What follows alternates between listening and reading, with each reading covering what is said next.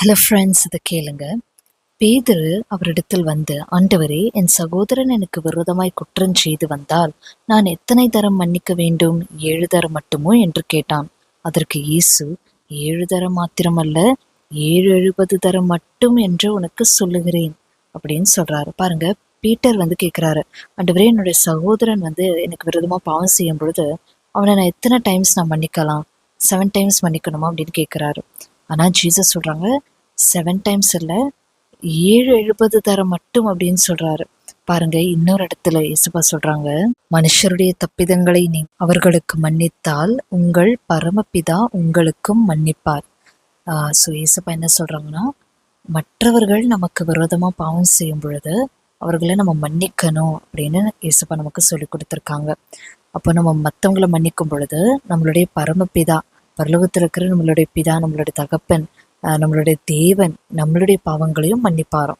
ஏசப்பா நமக்கு ரீச் பண்ணது மட்டும் இல்லை, நமக்கு சொல்லி கொடுத்தது மட்டும் இல்லை, நமக்கு அவர் செஞ்சு காட்டியிருக்கிறாரு, அவர் வாழ்ந்து காட்டியிருக்கிறாரு. எப்படி தெரியுங்களா?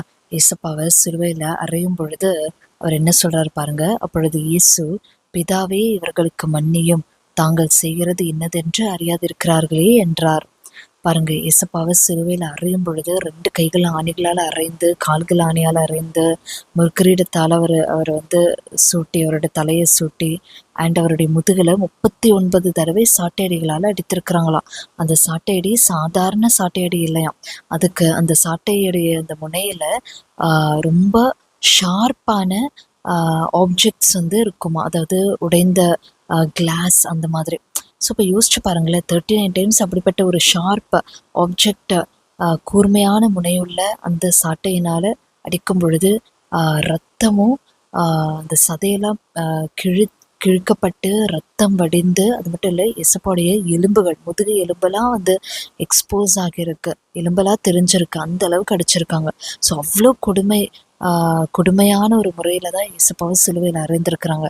ஆனால் இயேசுப்பா என்ன சொல்கிறார் பாருங்க, பிதாவே, இவர்களுக்கு மன்னியும், இவங்க என்ன செய்கிறாங்கன்னு இவங்களுக்கு தெரியலப்பா, இவங்களை மன்னிச்சிடுங்கன்னு சொல்லி பிதா கிட்ட இயேசுப்பா வேண்டுதல் செய்கிறாங்க பாருங்க.